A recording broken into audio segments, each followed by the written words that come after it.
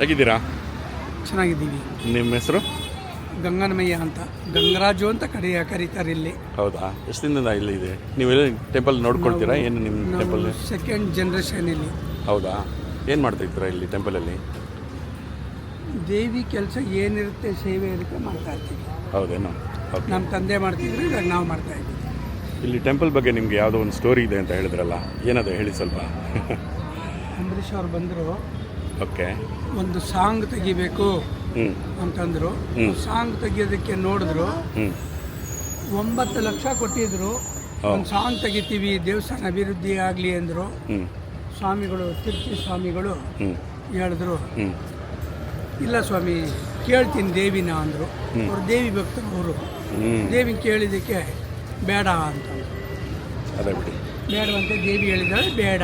ಹ್ಞೂ ಆವಾಗ ಅಂಬರೀಷ್ ಅವ್ರು ಏನು ಮಾಡಿದ್ರು, 1 ಲಕ್ಷ ಉಂಡಿಗೆ ಹಾಕ್ಬಿಟ್ಟು ಹಾಂ ಹಾಂ 8 ಲಕ್ಷ ಇಸ್ಕೊಂಡು ಹ್ಞೂ ದೇವಿಗೆ ನಮಸ್ಕಾರ ಮಾಡಿ ಹೊರಟು.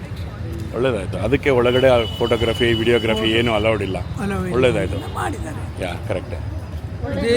ದೇವಿ ಅನುಗ್ರಹ ಚೆನ್ನಾಗಿದೆ ಎಲ್ಲರಿಗೂ. ಹ್ಞೂ ಹ್ಞೂ ಚೆನ್ನಾಗಿ ಎಲ್ಲರೂ ಅಭಿವೃದ್ಧಿ ಆಗ್ತಾ ಇದ್ದಾರೆ. ಈ ಫೋನಲ್ಲಿ ದೇವಿ ಅವ್ರಿಗೆ ಇದು ಬರೋಲ್ಲ, ಭಕ್ತಿ ಬರೋದಿಲ್ಲ. ಕರೆಕ್ಟೇ. ಹೌದು ಬಿಡಿ. ಫೋನ್ ಇಲ್ಲ ಅಂದರೆ ಒಳ್ಳೆ ಭಕ್ತಿ ಬರುತ್ತೆ, ಚೆನ್ನಾಗಿರ್ತಾರೆ, ಕರೆಕ್ಟೇ. ಚೆನ್ನಾಗಿ ಬದುಕ್ತಾರೆ, ಚೆನ್ನಾಗಿರ್ತಾರೆ. ತುಂಬ ಸಂತೋಷ ಸರ್. ಥ್ಯಾಂಕ್ ಯು ಅದು ಹೇಳಿದ್ದಕ್ಕೆ. Thank you. Take care.